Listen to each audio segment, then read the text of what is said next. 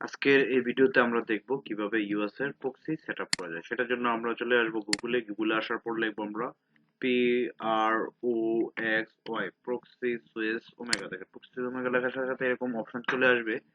এরকম অপশন চলে আসার পর আমরা প্রক্সি সুইচ ওমেগা এটাতে ক্লিক করব। প্রক্সি সুইচ ওমেগাতে ক্লিক করার পর আমাদের সামনে এরকম একটা ইন্টারফেস চলে আসবে।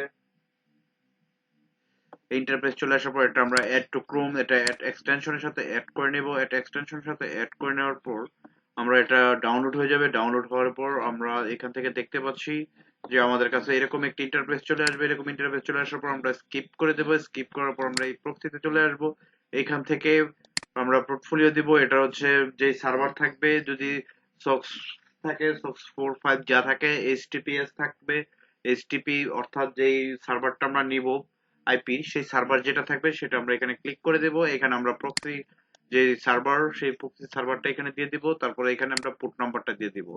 দেওয়ার পর আমরা এখান থেকে অ্যাপ্লাই চেঞ্জ করব। অ্যাপ্লাই চেঞ্জ করার পর এখান থেকে এটাকে আমরা মার্ক করব। মার্ক করে দেওয়ার পর এটা এখানে চলে আসবে। এখান থেকে আমরা এটাকে প্রক্সিতে দিয়ে দিব। প্রক্সিতে দিয়ে দেওয়ার পর আমাদের প্রক্সিটা হয়ে গেছে কিনা সেটা দেখার জন্য আমরা এখানে এখানে ক্লিক করব।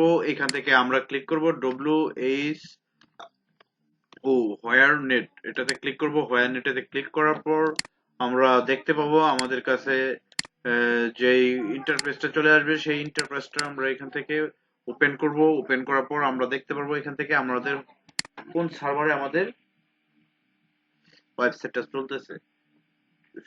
এটা এখানে আমাদের বর্তমানে বাংলাদেশের সার্ভার চলতেছে। যখন আমরা ইউএস এর আইপি ইউজ করব তখন এখানে ইউএস এর সিঙ্গেল আসবে, এখানে ইউএস এর সিঙ্গেল আসবে, এবং আমরা অবশ্যই এটা খেয়াল করব এটা যেন এইভাবে পুরোটা পূরণ হয়। পুরোটা পূরণ হওয়ার পর আমরা এরপর থেকে আমরা প্রক্সি ইউজ করতে পারবো। আর কোনো ধরনের রিস্ক থাকবে না এবং কোনো ধরনের সমস্যা থাকবে না। সবাই আমরা এইভাবে কাজ করতে পারি। সবাইকে ধন্যবাদ। ভালো থাকবেন, সুস্থ থাকবেন।